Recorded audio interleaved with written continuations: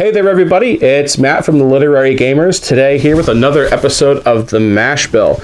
For those of you who aren't aware, the Mashbill is a video series where I talk about a bourbon, whiskey, scotch, rum, it could be any of those, and a board game that kind of mash together and give me what I think is a decent pairing. Now, today we're going to be looking at a bourbon called Larceny.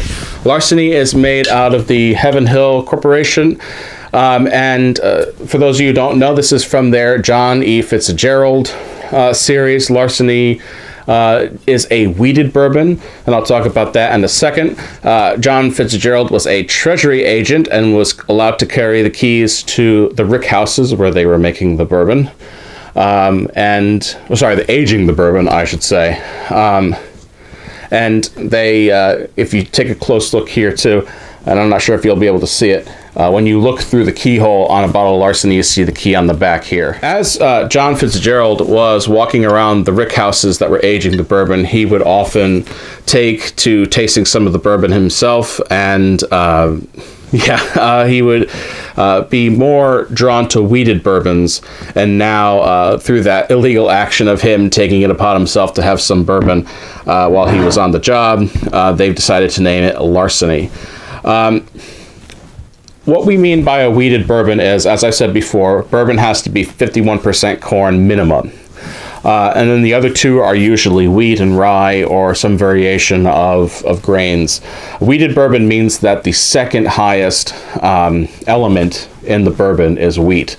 What this does is it gives it a sweeter flavor. Some people call it a fruitier flavor. I drink some with you today here, but I am going to be headed out, so I can't have any bourbon because I'm going to get behind the wheel in just a second.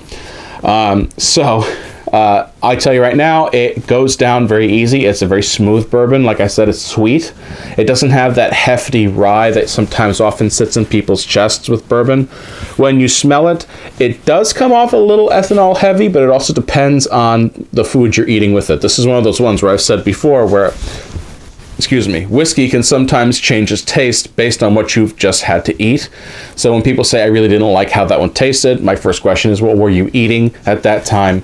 When they tell me, I tell them to try it again without anything and see how they feel.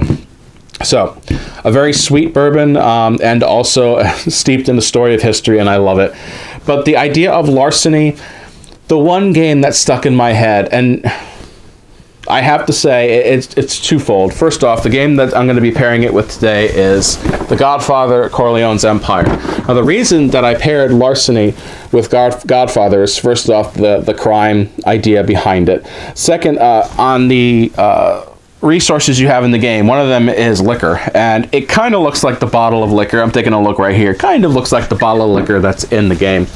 The Godfather, Corleone's Empire, is designed by Eric M. Lang, put out by CMON Games, Come On Games, Cool Mini or Not, whichever one you like to be called today. And I think it's one of his lesser known masterpieces. This is a worker placement game, a very simple worker placement game where you have two different types of workers. One type of worker can basically shake down the front of a business to get the resources they need to complete jobs for the Don. And then the other type of worker is a family member who can shake down the back of the businesses, and they get all the businesses in the district that are available. Jobs can come down to extortion, car bombing. You can have, a shootout, and just a little tiny detail of whenever a mini dies, it gets sent into the Hudson River portion on the board. It's just a great attention to detail for the source material on top of the game that was already produced. At the end of each round, you've got to pay tribute to the Don, and you can only have a certain hand size. Anything you have over that goes right into the pocket of the Don. But you have a briefcase where you can store money. The Don can't touch that. So you're doing all these jobs, and they all have that that sense of illegality that the Godfather was so keen to show in both the novel and the movie. And I just feel like it was a great pairing. So if you haven't got a chance to play Eric Lang's Godfather, Corleone's Empire, please do get a chance. Like I said, a great worker placement game that flows wonderfully. And if you haven't tried a Larceny bourbon, please do. It's usually an easy to find bourbon and not too expensive. It won't break the bank, though I did hear that they came out with a barrel-proof Larceny. I have not yet seen that in Connecticut, and I've heard that it does get a little pricey. So take a look at Larceny and go ahead and play Godfather. I'm Matt. You've joined me here on the Mashbill, and we'll see you next time.